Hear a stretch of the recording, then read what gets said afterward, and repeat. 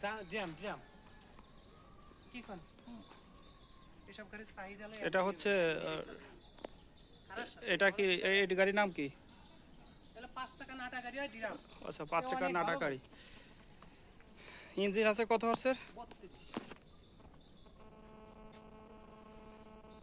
আপনারা এতে কেউ বাগি বাই 32 হর্সের ইঞ্জিন।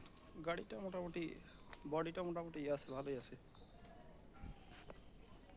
একটা নতুন গাড়ি বানাতে গেলে আপনার 7 লাখ টাকা পড়ে। নতুন গাড়ি 7 লক্ষ টাকা লাগে। 7 লক্ষ টাকা বানাতে এখন পুরাতন গাড়ি অর্ধেক দামে অর্ধেক 3,90,000 ভিতর পাইতেছেন আপনি। তাহলে মোট 4 লক্ষ টাকা হলে বিক্রি হবে।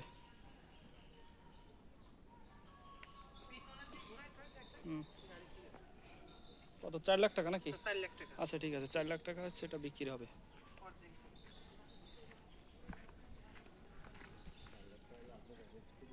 হ্যাঁ সে দেখবানি। এর আগে এই ধরনের গাড়ি আমি আপলোড করি নাই, এটা এটা করি, দেখি কেমন কি।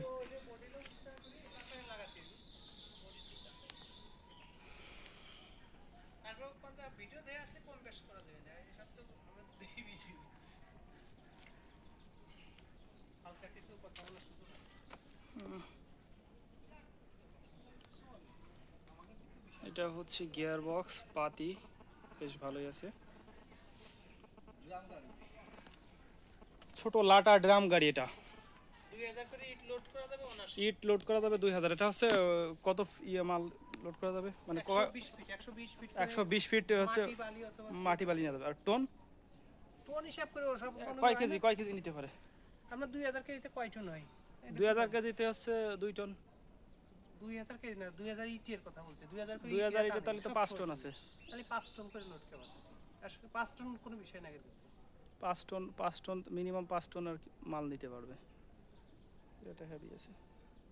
গিয়ারবক্স আচ্ছা ঠিক আছে, এটা ভিডিও করে ছাড়লাম, দেখি কাস্টমার যদি ইয়ে দেয় তাহলে তো জানাবেনি। ঠিক আছে।